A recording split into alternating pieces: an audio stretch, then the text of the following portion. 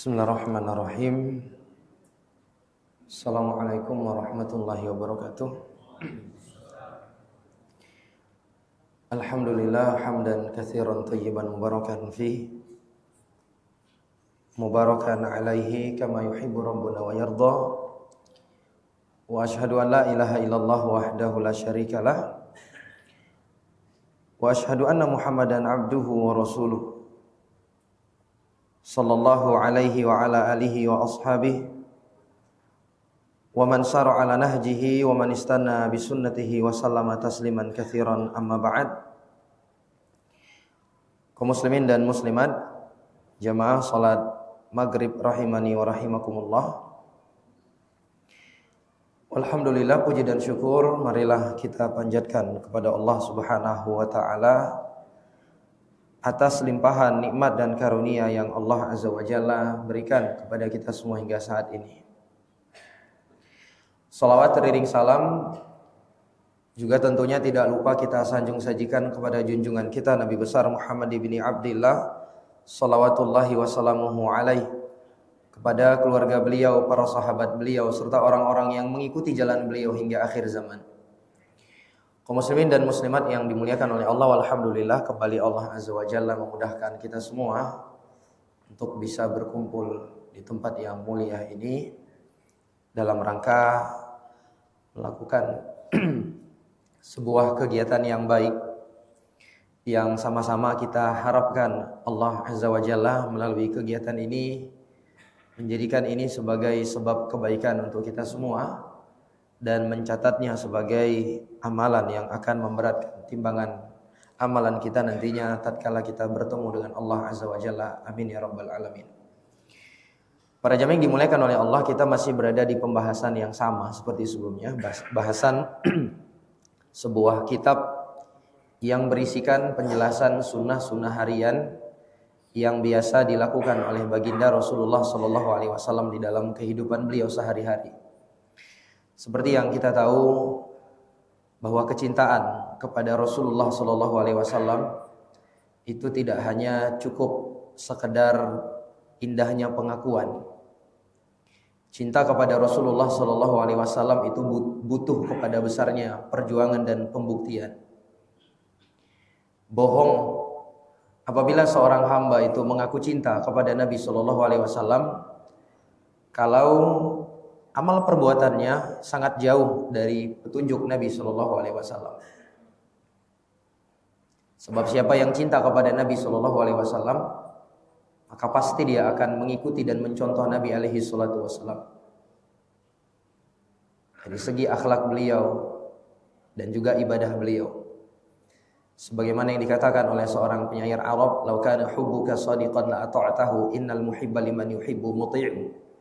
Andai cinta kamu kepadanya adalah cinta yang jujur, maka pastilah engkau akan taat kepadanya. Karena setiap orang yang mencinta akan tunduk dan patuh pada sosok yang dia cintai. Seorang yang cinta kepada Nabi SAW, maka dia akan patuh dan tunduk kepada Nabi. Dia akan semangat mengamalkan syariat Nabi SAW. Dia akan semangat menghidupkan sunnah Nabi SAW. Dia akan terdepan menjadi orang yang membela ajaran Nabi SAW. Baik. Nah, di dalam kitab ini beliau membawakan kepada kita semua sunnah-sunnah yang biasa dilakukan oleh baginda Nabi kita SAW di dalam kehidupan beliau sehari-hari. Sejak beliau bangun tidur hingga beliau tidur kembali. Dan di pertemuan yang lalu kita sudah masuk ke pembahasan yang ketiga, yaitu sunnah-sunnah di waktu duha. Dan telah kita sebutkan beberapa poin terkait sholat duha, mulai dari hukumnya, keutamaannya, begitu pula dengan waktunya, serta jumlah rakaat dari sholat duha. Di mana di akhir beliau menyebutkan terkait jumlah rakaat sholat duha, aqallu sholatul duha rakaatan. Jumlah rakaat sholat duha yang paling sedikit itu adalah 2 rakaat. Li hadithi Abi Hurairah radhiyallahu taala anhu fi sahihain. Hal ini berdasarkan hadis yang datang dari Abu Hurairah yang diriwayatkan oleh Al-Imam Al-Bukhari dan juga Al-Imam Muslim Abu Hurairah mengatakan ausani khalili sallallahu alaihi wasallam bi thalath. Dzakara minha wa rak'atid duha. Mana dalam hadis ini Abu Hurairah mengatakan kekasihku Nabi sallallahu alaihi wasallam mewasiatkan kepada aku 3 perkara. Di antaranya adalah untuk mengerjakan 2 rakaat salat duha. Ini jumlah rakaat yang paling sedikit dari salat duha adalah 2 rakaat. Makanya jikalau kita punya waktu yang sempit, misalnya di waktu-waktu duha, karena sibuknya aktivitas kita, dan kita hanya mampu mengerjakan 2 rakaat saja, maka itu tidak masalah. Silahkan kerjakan duha 2 rakaat. Lalu kemudian kata beliau, wa amma aktsaru salatid duha fa sahih annahu la hadda li aktsariha. Adapun kata beliau, jumlah rakaat yang paling banyak dari salat duha itu, maka pendapat yang sahih, pendapat yang benar, maka tidak ada batasan. Tidak ada batasan jumlah rakaat salat duha. Seorang bisa mengerjakan sebanyak apapun. Intinya dia melaksanakannya 2 rakaat salam, 2 rakaat salam. Batasan paling banyaknya tidak ada. Ini kata beliau khilafan liman haddaha bi 8 rakaat. Ini berbeda dengan sebagian ulama yang membatasi jumlah rakaat duha itu hanya 8 rakaat. Pendapat yang benar adalah tidak memiliki batasan. Taib. Falahu an yazida ala 8 ila ma yaftahullahu ta'ala bihi alaih. Maka dia boleh menambah lebih dari 8 sebanyak yang Allah Azza wa Jalla mudahkan dia untuk melaksanakannya. Hal ini kata beliau li hadithi Aisyah radhiyallahu taala anha qalat kana Rasulullah sallallahu alaihi wasallam yusalli duha 4 wa yazidu masyaallah. Hal ini berdasarkan hadis yang datang dari Aisyah diriwayatkan oleh Al-Imam Muslim. Aisyah radhiyallahu taala anha mengatakan bahwa Rasul sallallahu alaihi wasallam itu biasa mengerjakan salat duha 4 rakaat dan terkadang beliau menambahnya sebagaimana yang Allah Azza wa Jalla kehendaki. Jadi, Nabi biasa mengerjakannya 4 rakaat kata Aisyah, dan terkadang Nabi sallallahu alaihi wasallam tambah sesuai dengan jumlah yang Allah Azza wa Jalla inginkan. Jadi tidak ada batasan yang paling banyaknya. Baik, sekarang kita masuk ke poin yang keempat. Rabi'an waktu zuhur. Yang keempat adalah waktu zuhur, sunnah-sunnah di waktu zuhur. Kata beliau fihi iddatu umur. Di dalam waktu ini terdapat beberapa perkara. Al-amrul awal, perkara yang pertama, salatu sunnati zuhri al-qabliyati wal ba'diyah. Yang pertama, dianjurkan untuk mengerjakan salat qabliyah dan ba'diyah zuhur. Salat yang mengiringi salat zuhur sebelum dan sesudahnya. Qala wa taqaddama 'indal kalami 'ala sunanir rawatib annahu yushra'u qabla dhuhri 4 raka'atin wa ba'daha raka'atain. Kata beliau, dan telah berlalu pembahasan terkait sunnah-sunnah rawatib bahwa sebelum zuhur itu disunnahkan untuk mengerjakan salat sunnah 4 rakaat dan setelahnya dianjurkan 2 rakaat. 4 rakaat sebelum zuhur dengan 2 kali salam tentunya, 2 rakaat salam, 2 rakaat salam. Dan setelahnya 2 rakaat. Setelahnya 2 rakaat. Jadi sebelum zuhur itu sunnahnya 4 rakaat dengan 2 kali salam.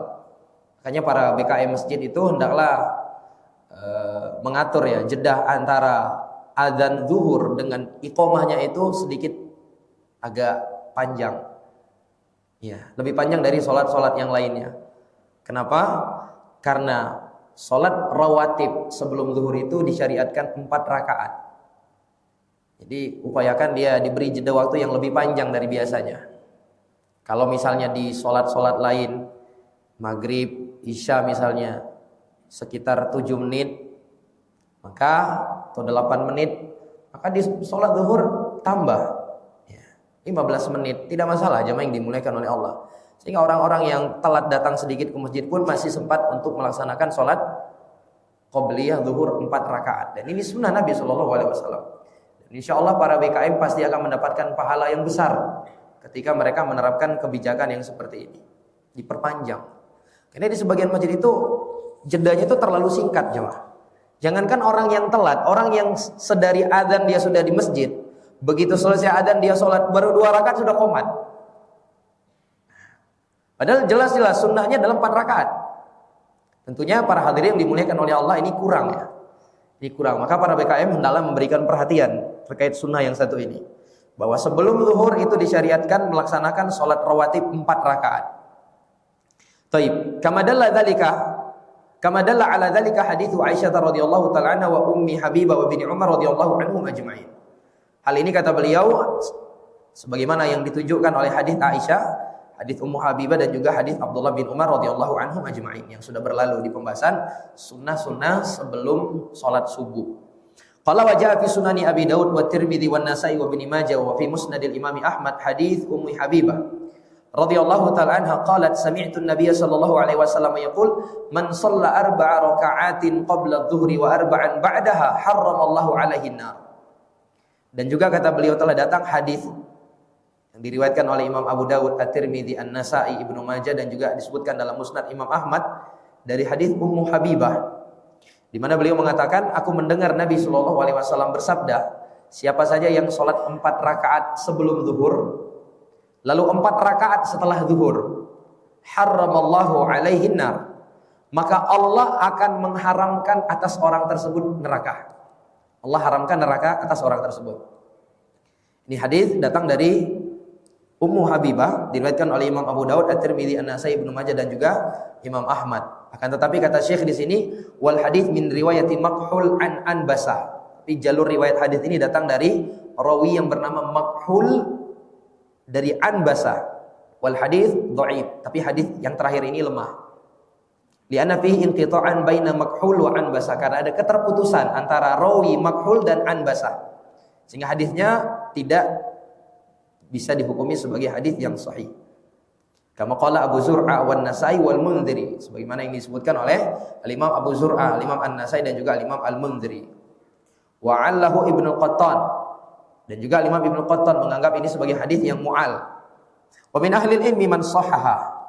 Tapi ada juga sebagian para ulama yang memandangnya itu sebagai hadis yang sahih. Sehingga nanti kita akan mendapati ada di sana para ulama yang berpendapat bahwa setelah zuhur itu sholat rawatibnya 4 rakaat juga, seperti qobliyahnya. Paham ya? Karena mereka menganggap hadis ini sahih. Paham enggak? Jadi andai hadis ini sahih, Nabi mengatakan siapa yang sholat zuhur 4 rakaat, sholat 4 rakaat sebelum zuhur, 4 rakaat setelahnya, maka Allah haramkan atasnya neraka. Sebagian para ulama yang memandang hadis ini hadis yang sahih, maka mereka menyimpulkan hukum bahwa setelah zuhur kita tetap disyariatkan pula 4 rakaat, bukan hanya 2 rakaat. Tapi tadi kata beliau, sebagian besar para ulama memandang hadis ini hadisnya lemah. Dan juga kata beliau wal mahfuz an Ummi Habibah, dan riwayat yang valid adalah riwayat yang datang dari Ummu Habibah radhiyallahu taala anha, 12 rakaatan, bahwa salat rawatib itu jumlah totalnya adalah 12 rakaat. Wa hiya sunanur rawatib kama inda Muslim, dan ini adalah jumlah rakaat salat sunnah rawatib sebagaimana disebutkan dalam riwayat Imam Muslim, annaha sami'at Rasulullah sallallahu alaihi wasallam yaqul man shalla 12 raka'atan fi yaumin wa lailatin bunya lahu bihinna baitun fil jannah. Sebagaimana dalam hadis riwayat Imam Muslim, Ummu Habibah salah seorang dari istri Nabi. Nama beliau adalah Romlah bintu Abi Sufyan. Beliau mengatakan, aku mendengar dari Nabi sallallahu alaihi wasallam, beliau bersabda, siapa saja yang sholat 12 rakaat sehari semalam, bunyalahu bihinna baitun fil jannah, maka dengan 12 rakaat itu Allah akan bangunkan untuknya rumah di dalam surga. Ini hadis yang sahih dari Nabi, riwayat Imam Muslim. Dan dalam hadis lain atau kelanjutan hadis ini dalam riwayat lain itu dirinci 12 rakaat itu adalah rakaatan qabla al-fajri, 2 rakaat sebelum subuh. Wa arba'a rakaat qabla dhuhri, 4 rakaat sebelum zuhur. Wa rakaatain ba'daha, 2 rakaat setelah zuhur. Sudah berapa? Sudah 8. Rakaatan ba'dal maghrib, 2 rakaat setelah maghrib. Wa rakaatan ba'dal isya, dan 2 rakaat setelah isya. Berapa semuanya? 12. Ini dia yang dinamakan dengan sholat rawatib. 2 rakaat sebelum subuh. Sebelum subuh itu maksudnya adalah setelah adzan subuh ya. Jadi setelah adzan subuh lalu sholat 2 rakaat. Jadi sholatnya antara adzan dan iqamah. Ada sebagian di antara kita yang memahami kalau sholat rawatib sebelum subuh itu dilakukan sebelum adzan subuh. Ini salah. Sebelum adzan subuh itu terhitungnya sholat malam dia, bukan sholat rawatib. Sholat rawatib itu terhitung setelah adzan. Setelah adzan lalu sholat. Ya, setelah adzan baru sholat. Sholat sunnah baru setelah itu dilakukan sholat wajibnya, sholat fajarnya. Termasuk ibu-ibu di rumah. Ibu-ibu di rumah sebelum mengerjakan sholat wajib, maka kerjakan dulu 2 rakaat subuh, baru setelah itu 2 rakaat sholat subuh. 4 rakaat sebelum zuhur. 4 rakaat sebelum zuhur, setelah adzannya, setelah adzan zuhur kerjakan 4 rakaat. Ya. Bukan sebelum adzan, karena kalau sebelum adzan itu jatuhnya nanti sholat apa? Sholat duha, bukan sholat rawatib. Sholat rawatib adalah sholat yang mengiringi, artinya dia sudah masuk waktu zuhur. Nanti setelah zuhur kerjakan 2 rakaat. Setelah zuhur kerjakan 2 rakaat. Nanti setelah maghrib 2 rakaat lagi, setelah isya 2 rakaat. Siapa yang menjaga amalan ini, maka Allah akan bangunkan untuknya rumah di dalam surga. Tidak tanggung-tanggung nih balasannya jemaah. Rumah di dalam surga. Ya. Subhanallah. Amalan yang ringan untuk kita lakukan. Allah bangunkan kepada kita rumah di dalam surga. Nah, kalau ditanya di mana tempat yang paling afdal melaksanakan rawatib ini, pada asalnya lebih afdal itu dilakukan di mana? Di rumah tentunya. Jikalau memungkinkan. Karena Nabi Shallallahu Alaihi Wasallam mengatakan, afdalu salatil mar'i fi baitihi illal maktubah. Seutama-utama salat yang dilakukan oleh seorang hamba adalah salat yang dilakukan di rumahnya. Illal maktubah, kecuali salat wajib, maka afdalnya dikerjakan di masjid bagi laki-laki. Adapun bagi perempuan, maka semua salat yang paling afdal dia lakukan di mana? Di rumah. Sebab Nabi SAW mengatakan, salatukunna fi buyutikunna khairun min salatikunna fi masjidi hadha. Salat yang kalian kerjakan wahai para wanita di rumah-rumah kalian itu lebih afdal dibandingkan salat yang kalian kerjakan di masjidku ini, kata Nabi. Kalau Nabi yang bilang masjidku ini berarti maksudnya Masjid Nabawi. Artinya pahala salat di rumah itu lebih besar dibandingkan pahala salat di Masjid Nabawi. Kita tahu Masjid Nabawi itu orang yang sholat di dalamnya akan dilipat gandakan lebih baik daripada 1000 kali lipat. Berarti kalau wanita sholat di rumah, bayangkan tuh berapa kali lipat yang Allah berikan kepada mereka. Bisa dipahami ya jamaah yang dimuliakan oleh Allah. Kecuali kata para ulama, jikalau seorang misalnya punya kesibukan, tidak memungkinkan bagi dia untuk segera pulang ke rumahnya setelah zuhur langsung ke kantor misalnya, maka tentunya tidak mengapa dia kerjakan di masjid. Atau kalau dia pulang ke rumah banyak anak-anak yang menantinya, kadangkala sudah lalai dengan anak-anak, ya, anak mertua kadang, maka tidak mengapa dia kerjakan di masjid. Demikian disebutkan oleh para ulama. Baik. Kemudian kata beliau al-amru tsani, perkara yang kedua, minas sunnati tatwilu raq'atil ula min sholatil dhuhri. Ini juga sunnah yang kadang kita lalaikan. Apa itu? Disunnahkan untuk memperpanjang rakaat pertama dari sholat zuhur. Jadi sholat zuhur itu ada 4 rakaat. Di rakaat pertama itu dianjurkan untuk memanjangkan. Memanjangkan maksudnya memilih bacaan yang lumayan sedikit panjang di rakaat yang pertama. Li hadits Abi Sa'id Al-Khudri radhiyallahu ta'ala. Hal ini berdasarkan hadis yang datang dari Abu Sa'id Al-Khudri, di mana beliau mengatakan, laqad kanat sholatu dhuhri tuqam fayadhabu adh-dhahibu ilal baqi' fayaqdi hajatahu thumma yatawadda thumma ya'ti wa Rasulullah sallallahu alaihi wasallam fi rak'atil ula mimma yutawwiluha. Kata Abu Sa'id Al-Khudri, pernah salat zuhur ditegakkan, dilaksanakan di masa Nabi. Kata Abu Sa'id Al-Khudri, lalu ada seorang yang dia itu pergi ke pekuburan Baqi'. Jarak Masjid Nabawi ke pekuburan Baqi meskipun bersebelahan itu lumayan jauh kalau kita jalan kaki. Lumayan berjauhan. Karena besarnya, luasnya Masjid Nabawi di masa lampau itu tidak seluas sekarang ini. Ya. Di masa Nabi itu luasnya itu ya, sangat kecil. Lebih besar masjid kita ini. Lebih besar masjid kita ini kalau dibandingkan Masjid Nabawi di masa Rasul sallallahu alaihi wasallam. Jaraknya lumayan ke kuburan Baqi. Jadi sholat dikumandangkan, ditegakkan sholat zuhur nih, kumandangkan qoma. Lalu ada orang yang punya hajat, dia pergi ke kuburan Baqi. Lalu kemudian setelah itu dia selesai dari kuburan Baqi, dia berwudu, lalu dia gabung masuk ke jamaah sholat. Dan ternyata pada waktu itu Nabi SAW masih berada di rakaat yang pertama. Kok bisa? Mimma yutawilwa. Sebab Nabi memanjangkan rakaat yang pertama itu. Nabi memanjangkan rakaat yang pertama. Ini khusus para imam tentunya. Ketika melaksanakan sholat zuhur, upayakan di rakaat pertama panjangkan. Di rakaat pertama panjangkan. Itu sunnah dari sunnah Nabi SAW.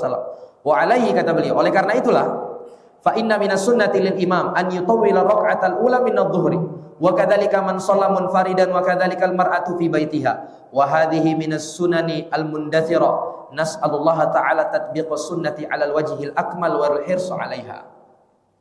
Oleh karena itu, kata beliau, disunnahkan bagi imam untuk memanjangkan rakaat pertama dari sholat zuhur. Begitu pula orang yang sholat sendirian karena uzur misalnya, atau seorang wanita yang dia sholat di rumahnya, dia dianjurkan untuk memanjangkan rakaat pertama. Sebab kata beliau, ini termasuk sunnah yang sudah punah. Sunnah yang punah, jarang diamalkan oleh kaum muslimin, banyak ditinggalkan oleh kaum muslimin. Bahkan tidak sedikit dari kaum muslimin ketika disebutkan sunnah ini, mereka seakan-akan baru pernah dengar, baru ini dengar kalau di rakaat pertama sholat zuhur itu dianjurkan untuk dipanjangkan. Ya. Maka kata beliau, kita memohon kepada Allah kemampuan untuk melaksanakan sunnah Nabi SAW secara sempurna dan semangat untuk melaksanakannya. Kemudian yang ketiga, al-amru tsalits, al-qailulah. Perkara yang ketiga yang juga dianjurkan di waktu zuhur adalah al-qailulah. Qailulah, tidur siang. Tidur siang. Qala bil ittifaqi anna al-qailulata hiya an-naum wal istirahatu nisfun nahar. Dan disepakati bahwa yang dimaksud dengan qailulah itu adalah tidur atau istirahat di pertengahan siang. Itu namanya qailulah. Tidur atau istirahat di pertengahan siang. Walakinnal khilafa aina takunu min nisfin nahar. Tapi para ulama khilaf, ya. Pertengahan siang itu yang mana? Ada dua pendapat. Ada yang mengatakan qabla zawal. Qabla zawal, sebelum zawal, artinya sebelum zuhur. Ada pula yang mengatakan ba'da zawal, setelah zuhur. Wal adhhar wallahu alam annal amra fihi wasi'. Tapi yang tampak lebih benar, kata beliau dalam hal ini, bahwasanya perkara ini ada keluasan padanya. Wa annama qabla wa ba'da zawal yadkhulu fil qailulah. Nah, sebelum zuhur dan setelah zuhur itu masih terhitung qailulah. Sehingga tergantung ya kemudahan yang Allah berikan kepada kita. Ada orang yang punya aktivitas hingga zuhur, setelahnya baru kosong, atau ada orang yang sebelum zuhur dia kosong, setelah zuhur dia punya kesibukan yang padat. Maka dimanfaatkan mana yang mudah baginya. Bisa dipahami jamaah? Taib. Lalu kemudian kata beliau, waqtulifa hal hiya minus sunnati fi'luha. Dan juga para ulama khilaf terkait qailulah ini.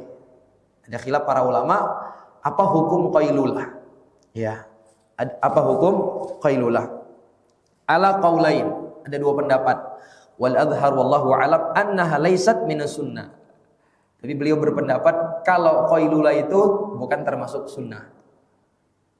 Bukan termasuk sunnah. Jadi ada khilaf para ulama. Ada yang mengatakan memang sunnah, ada yang mengatakan dia bukan sunnah. Artinya dia hanya sekedar kebiasaan baik. Hanya sekedar kebiasaan baik. Annaha laisat minas sunnah bal hiya mimma kanu yaf'alunaha 'adah. Bahwasanya dia bukanlah sunnah, ia hanyalah di antara kebiasaan yang dahulu mereka lakukan. Lihajatihim rahatan nisfan nahar, karena mereka butuh istirahat di siang hari. La siyama idza alimna annahum yabda'una a'malahum min awwalin nahar. Terlebih kata beliau, kita tahu kalau orang-orang dahulu mereka memulai kegiatan mereka itu dari awal hari. Dari pagi hari mereka memulai kegiatan mereka, maka mereka butuh untuk fayahtajuna lil qailulati wasatah. Sehingga mereka butuh untuk istirahat, tidur siang di pertengahan siang. Walidza ja'atin nususul lati tubayyinu annahum kanu yaqilun. Oleh karena itulah datang dalil-dalil yang menjelaskan dahulu mereka melakukan qailulah. Lakinnal amra bil qailulah al hadits fihi dhaif. Akan tetapi kata beliau, hadis yang memerintahkan kita untuk qailulah, untuk tidur siang, itu ada sisi kelemahan. Ada sisi kelemahannya. La yasihu minha syai'. Tidak ada yang sahih padanya.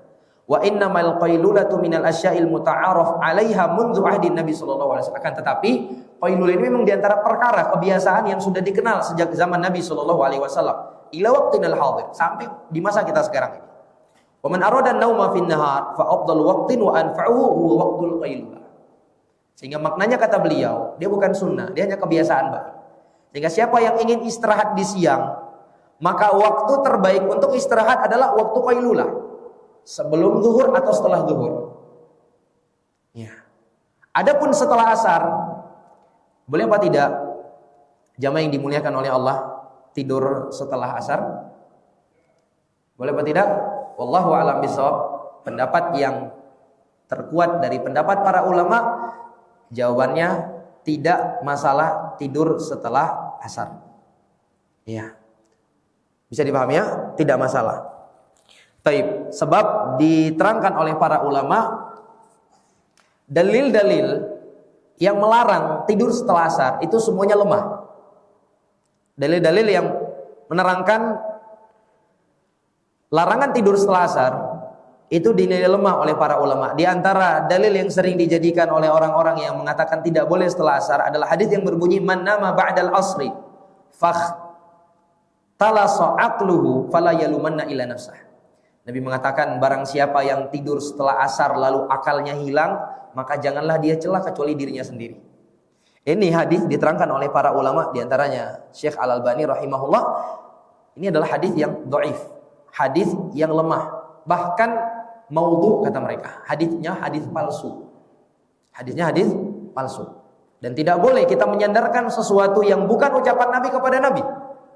Bahaya menyandarkan sebuah ucapan yang jelas-jelas kita tahu itu bukan ucapan Nabi, lalu kita katakan ini hadis Nabi, itu terhitung teranggap berdusta atas Nabi SAW dengan sengaja. Dan Nabi mengatakan man kadzaba alayya muta'ammidan falyatabawa maq'adahu minnar. Siapa yang berdusta atas nama aku dengan sengaja, maka hendaklah dia mempersiapkan tempat duduknya di dalam neraka. Jadi hadisnya lemah. Ya, hadisnya lemah. Demikian para jamaah yang dimuliakan oleh Allah. Oleh karenanya dijelaskan oleh Syekh Muhammad bin Saleh Al-Munajjid, kata beliau lam yasihha fi amrin naumi ba'da al-asri madhan aw dhamman hadithun 'anin nabi sallallahu alaihi wasallam wala 'an ashabi. Kata beliau tidak ada hadis atau riwayat dari Nabi dan para sahabat beliau yang berkaitan dengan tidur setelah asar. Baik itu berisi pujian atau celaan, tidak ada yang sahih. Tidak ada yang sahih. Semuanya lemah, kata beliau. Ya. Demikian para jamaah yang dimuliakan oleh Allah. Sehingga dalam hal ini wallahu a'lam bishawab, boleh apa tidak tidur setelah asar? Jawabannya boleh jikalau itu dibutuhkan. Misal ada orang yang punya aktivitas dari pagi ya sampai zuhur. Habis zuhur ada lagi kegiatan sampai menjelang asar. Setelah asar baru kosong waktunya. Lalu kita bilang jangan tidur, kan kasihan orangnya. Kalau memang butuh lelah, silakan tidur, yang dimuliakan oleh Allah. Yang asal jangan tidurnya kebablasan sampai subuh, itu yang nggak boleh. Lewat maghrib, lewat isya, itu yang tidak boleh. Tapi kalau dia sebelum maghrib bangun, maka tidak ada masalah, jemaah. Tapi kalau ditanya waktu terbaik untuk istirahat di siang hari adalah waktu qailulah, yaitu sebelum zawal atau setelah zawal. Itu waktu yang terbaik untuk tidur. Begitu yang diterangkan oleh para ulama. Baik. Kemudian kata beliau al-amrur rabi', perkara yang keempat. Sunnah yang keempat di waktu zuhur adalah yusannu inda syiddatil harri ta'khiru salatil zuhri hatta yankasirul har. Yang keempat kata beliau, di dalam kondisi cuaca yang sangat panas, disunnahkan untuk mengakhirkan sholat zuhur hingga cuacanya panasnya sedikit berkurang. Dan ini kata Syekh Ibnu Utsaimin hingga menjelang waktu asar. Ini salah satu sunnah. Jadi salah satu sunnah Nabi terkait dengan sholat zuhur itu adalah apabila matahari itu teriknya panas menyengat, maka kita dianjurkan untuk mengakhirkan pelaksanaan zuhurnya hingga panasnya berkurang. Ini kata beliau ketika menjelang asar. Wa yadullu alaihi haditsu Abi Hurairah radhiyallahu taala anhu marfu'an. Di antara dalilnya adalah hadis yang datang dari Abu Hurairah di mana Nabi mengatakan idzashtaddal harru abridu bis shalah fa inna shiddatal harri min fayhi jahannam. Kata Nabi sallallahu alaihi wasallam, jikalau cuaca itu sangat panas, maka dinginkanlah sholat. Fa'abridu bis sholat. Dinginkanlah sholat. Maksudnya dinginkan sholat itu, kerjakan sholat itu di waktu dia sudah mulai dingin. Jadi diakhirkan. Fa inna syiddatal harri min fayhi jahannam. Karena cuaca yang sangat panas itu adalah hawa dari neraka jahanam. Hawa dari neraka jahanam. Jadi disunahkan untuk diakhirkan. Baik, ya mungkin kalau di tempat kita ini walillahil hamd, sepanas-panasnya itu tidak sepanas di sebagian negara. Ya, kalau di Arab Saudi itu para jamaah yang dimuliakan oleh Allah, kalau sudah panas itu puncak-puncaknya itu kadang sampai 47 derajat Celcius, 48. Panas luar biasa jamaah yang dimuliakan oleh Allah. Kadang kalau angin berhembus itu kayak kita dekat bara api, Pak. Panas kena ke muka. Panas luar biasa. Ya, maka di kondisi ini disunahkan untuk mengakhirkan pelaksanaan zuhur. Itu sunnah Nabi. Nabi yang perintahkan. Fa'abridu bis sholat. Dinginkan sholat, kata Nabi. Maksud dinginkan adalah akhirkan pelaksanaannya. Ya. Dan kata beliau, waqala Syekhuna Ibnu Utsaimin, berkata guru kami Syekh Ibnu Utsaimin, amma makan an-nasu yaf'alunahu min qabl, haitsu yusalluna ba'da zawali syamsi binahwi nisfi sa'atin aw sa'ah, thumma yaqulun hadza ibrad, falaysa hadza ibradat, wa hadza ihrar. Lalu kata beliau, guru kami Syekh Ibnu Utsaimin mengatakan, adapun yang dilakukan oleh sebagian orang sebelumnya, di mana mereka sholat setelah zawal setengah jam atau 1 jam setelahnya, lalu kemudian mereka mengatakan ini adalah ibrad, bentuk mendinginkan sholat. Maka kata beliau, ini bukan mendinginkan sholat, justru ini adalah ihrar, menjadikan sholat dilaksanakan di waktu yang paling panas. Li'annahu ma'rufun annal har yakunu asyadda ma yakunu ba'da zawali binahwi sa'ah. Karena kita ketahui, kata beliau, cuaca itu lebih panas 1 jam setelah zawal. Ya, kalau zawal itu jam setengah 1, jam setengah 2 itu yang paling panasnya di situ. Maka kalau diakhirkan hanya 1 jam, justru itu bukan mendinginkan sholat, justru melaksanakan sholat di waktu yang paling panas. Ya, demikian. Sehingga kata beliau, fa idza qadarna mathalan anna syamsa fi ayyamin shayf tazulu ala sa'ati tsaniyati asyara. Wa anal asra ala sa'ati ar-rabi'ah wan nisf takriban yakunul ibradu ila sa'ati ar-rabi'ati takriban. Misalnya kata beliau, jika matahari musim panas itu tergelincir jam 12 siang, sementara asarnya itu jam 4.30, maka ibrad itu adalah melaksanakan zuhur di sekitar jam 4. Jadi setengah jam sebelum zuhur. Itu bentuk ibrad. Ini sunnah. Ya, walaupun alhamdulillah, sekali lagi alhamdulillah, di tempat kita ini tidak terlampau panas ya. Insyaallah tidak terlalu membebani kita cuaca panasnya. Apalagi sebagian besar di antara kita Allah berikan kemudahan kepada kita kendaraan, sehingga di perjalanan dia tidak terlalu merasakan panas yang begitu parah. Apalagi kalau sudah masuk masjid ada AC-nya. Alhamdulillah, ini nikmat yang harus disyukuri para hadirin yang dimuliakan oleh Allah. Jadi kalau kita lihat di masa Nabi itu masjidnya hanya beralaskan tanah liat, atapnya pelepah kurma yang disusun di anyam. Itu masjid di masa Nabi kita sallallahu alaihi wasallam. Tapi subhanallah, orang yang ke masjid ramai. Hari ini masjid kita sedemikian indahnya, AC-nya, ya, furniturnya. Tapi subhanallah yang datang ke masjid sedikit dibandingkan yang tidak datang ke masjid. La haula wala quwata illa billah. Bisa dipahami jamaah yang dimuliakan oleh Allah. Ini sunnah ya. Ini sunnah Nabi sallallahu alaihi wasallam. Dan kata beliau, al-ibrad amun liman yusalli fi jamaah wa liman yusalli wahdahu ala sahih. Dan yang namanya ibrad ini, mendinginkan salat, itu berlaku secara umum bagi orang yang salat berjamaah atau orang yang salatnya sendirian. Ya. Dan ditanyakan kepada Syekh Ibnu Baz, apakah syariat ibrad ini masih tetap disyariatkan berlaku di zaman kita sekarang ini, di mana hampir semua masjid-masjid sudah ada AC-nya? Kata beliau, tetap berlaku. Karena yang dilihat itu bukan hanya kondisi di dalam masjid, kondisi di jalanan juga. Bagaimana perjalanan mereka dari rumah mereka menuju masjid, mereka kepanasan. Dan tidak semua orang Allah mudahkan kepadanya kendaraan, tidak semua orang Allah mudahkan kepadanya mobil atau motor atau sepeda. Ada orang yang berjalan kaki dari rumahnya ke masjid. Maka perlu diperhatikan kondisi mereka. Sehingga yang namanya ibrad itu tetap disyariatkan di zaman kita sekarang. Tapi wallahu a'lam bishawab, para hadirin dimuliakan oleh Allah, sepertinya kalau melihat cuaca di tempat kita ini belum termasuk. Belum termasuk. Ini berlaku di wilayah-wilayah yang memang panasnya itu, cuaca panasnya cukup ekstrim. Ya.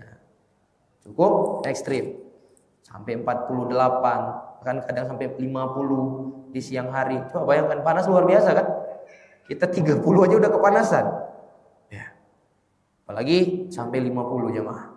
Panas luar biasa. Maka di kondisi itu disyariatkan untuk mendinginkan. Ini perlu ilmunya. Nanti kalau nanti bapak-bapak misalnya pergi ke tempat wilayah-wilayah yang kondisinya panas, maka kita sudah tahu ilmunya. Oh, ternyata ada syariat dari Nabi SAW yang demikian. Bisa dipahami jamaah yang dimuliakan oleh Allah. Baik. Kemudian kata beliau khamisan waktul asar. Yang kelima adalah sunnah-sunnah di waktu asar. Qala hal yusannu qabla al-asri syai'un minan nawafil. Kata beliau, apakah disunnahkan sebelum asar untuk melakukan sholat sunnah? Qala taqaddamal kalamu ala sunanir rawatib wa bayanuha wa laisa qabla al-'asri minha syai'. Dan telah berlalu pembahasan tentang sunnah-sunnah rawatib dan tidak ada salat sunnah rawatib sebelum asar. Tidak ada salat sunnah rawatib sebelum asar karena salat sunnah rawatib itu 12 rakaat. 2 rakaat sebelum subuh, 4 rakaat sebelum zuhur, 2 rakaat setelah zuhur, 2 rakaat setelah maghrib dan 2 rakaat setelah isya. Adapun sebelum asar maka tidak ada sholat sunnah rawatib. Ingat ya, tidak ada sholat sunnah rawatib. Qala wa warada inda Ahmad wa Abi Dawud wa Tirmidzi min hadits Ibnu Umar radhiyallahu anhuma qala Rasulullah sallallahu alaihi wasallam rahimallahu imra'an shalla qabla al-'asri arba'an. Dan telah datang sebuah hadis dari riwayat Imam Ahmad, Abu Dawud, At-Tirmidzi dari Abdullah bin Umar. Nabi sallallahu alaihi wasallam mengatakan, Allah merahmati seorang hamba yang dia salat 4 rakaat sebelum asar. Ini hadis. Kata beliau, wa hadzal hadis marwiyun min turuqi Abi Daud At-Tayalisi an Ahmad ibn Ibrahim ibn Muslim an jaddihi Muslim bin Mihran an Ibni Umar radhiyallahu anhu. Wal haditsu madaruhu ala Muhammad ibn Ibrahim ibn Muslim ibn Mihran ibn Musanna wa huwa mutakallamun fi. Tapi kata beliau, jalur periwayatan hadis ini datang melalui jalur perawi Abu Daud At-Tayalisi dari Ahmad, dari Muhammad ibn Ibrahim bin Muslim, dari kakek beliau yaitu Muslim bin Mihran, dari Abdullah bin Umar. Sehingga kata beliau, hadis ini berputar pada rawi yang bernama Muhammad ibn Ibrahim bin Muslim bin Mihran ibn Musanna. Dan beliau ini diperbincangkan oleh para ulama tentang statusnya. Jadi terkait hadis yang berbunyi Allah merahmati seorang hamba yang sholat 4 rakaat sebelum asar, di dalam rantai sanad hadis itu terdapat perawi yang bernama Muhammad bin Ibrahim bin Muslim, Muhammad bin Ibrahim bin Muslim bin Mihran bin Musanna. Beliau ini statusnya diperbincangkan oleh para ulama. Ya, diperbincangkan oleh para ulama. Qala Adz-Dzahabi, berkata Imam Adz-Dzahabi di dalam kitab Al-Mizan, qala Al-Fallas yarwi anhu Abu Daud At-Tayalisi manakir. Kata Imam Adz-Dzahabi, Al-Fallas berkata, meriwayatkan darinya Abu Daud At-Tayalisi hadis-hadis yang mungkar. Wa qala anhu Abu Zur'a wahin walayanahu Ibnu Mahdi. Dan Al-Imam Abu Zur'ah mengatakan tentang orang tersebut wahin. Dia punya kebiasaan sering salah. Jadi kalau kita belajar ilmu mustalah hadis, para jamaah yang dimuliakan oleh Allah, mengenal istilah-istilah para ulama di dalam ilmu hadis dan bagaimana para ulama itu, kita akan mengetahui bahwa para ulama itu benar-benar selektif di dalam menerima hadis Nabi Shallallahu Alaihi Wasallam. Nggak cukup sekedar yang penting katanya dan katanya. Kayak kita kan sekarang ini kalau menerima berita itu sangat jauh dari yang namanya selektif, sangat jauh. Jadi apapun berita yang sampai kepada kita, kita terima, kita cerna, bahkan kita yakini. Itu kalau kita. Berita dari manapun tanpa kita tahu sumbernya, ya, nggak bisa dipastikan keabsahan dari berita kita terima. Kita terima, kita yakini, bahkan kita ikut nge-share-nya. Tapi para ulama di masa lampau itu tidak seperti itu. Terlebih berkaitan dengan hadis Nabi Shallallahu Alaihi Wasallam, mereka benar-benar selektif. Benar-benar selektif. Jadi kalau ada orang datang bawa hadis kepada mereka, ditanyakan dulu, kamu dapatnya dari mana? Makanya dia ada yang namanya sanad. Jadi fulan ini wajib menyebutkan sanad dia yang bersambung kepada Nabi. Saya mendengarnya dari guru saya. Nanti dicek gurunya ini siapa, dikenal apa tidak. Dikenal kualitas agamanya, kemudian kekuatan hafalannya, itu dikenal. Lalu dicek benar nggak mereka ini mendengar langsung. Jadi lumayan rumit syarat penerimaan sebuah hadis di masa para ulama dahulu. Sehingga kadangkala ada sebuah hadis itu dilemahkan oleh para ulama hanya karena perawinya itu wahin, sering salah. Ini bentuk kehati-hatian kepada agama Allah Azza wa Jalla. Sehingga tidak semua orang bisa berbicara tentang agama Allah. Makanya para ulama mengatakan laulal isnad laqala man syaa ma syaa. Kalaulah bukan karena adanya rantai sanad, maka setiap orang akan bebas berbicara sesuai dengan kehendaknya di dalam agama ini. Semua orang bisa berbicara di masa itu. Tapi para ulama menjaga agama ini dengan adanya rantai sanad. Si fulan menyampaikan hadis Nabi, dicek dulu. Dicek. Ya. Makanya nanti ada hadis lemah dan sebab-sebab kelemahan itu terkait rawi, ada kadang terkait dengan keterputusan sanad. Ya. Kadang rawinya hafalannya lemah. Ya, hafalannya lemah itu enggak selemah kita tentunya. Ya. Lemah itu kadang kala dia lupa. Ini dianggap lemah oleh para ulama. Jadi kalau kita ingin tahu bagaimana kualitas kuatnya hafalan di masa dahulu, para ulama itu, para hadirin dimuliakan oleh Allah, itu luar biasa mereka. Kadangkala mereka sekali dengar hadis, Pak. Sekali dengar hadis itu langsung hafal. Dan yang dihafal itu bukan hanya matannya, bukan hanya redaksinya. Sampai sanad-sanadnya kepada Nabi, rantai sanad kepada Nabi dihafal. Bahkan di antara kisah yang sangat menakjubkan itu adalah kisah Al-Imam Al-Bukhari rahimahullah. Al-Imam Bukhari pernah beliau diuji. Para ulama ingin menguji kekuatan hafalan Al-Imam Al-Bukhari. Maka ketika Imam Bukhari mendatangi suatu wilayah, mereka sediakan ini. Mereka sudah buat rencana, ada disiapkan 10 alim ulama. Ya, disiapkan 10 alim ulama untuk ngetes hafalan Imam Bukhari dengan cara masing-masing satu orang membawakan 10 hadis yang sanadnya sudah dibolak-balik. Maka datanglah Imam Bukhari, mereka perdengarkan hadis mereka. Orang yang pertama menyebutkan hadisnya begini. Setiap hadis yang dibacakan kepada Imam Bukhari cuma jawab, saya tidak tahu ini. Saya tidak tahu ini. Orang yang kedua bacakan hadisnya 10 hadis. Hadisnya sudah diputar balik nih. Sanad dan matanya sudah diacak-acak. Memang sengaja disalahin.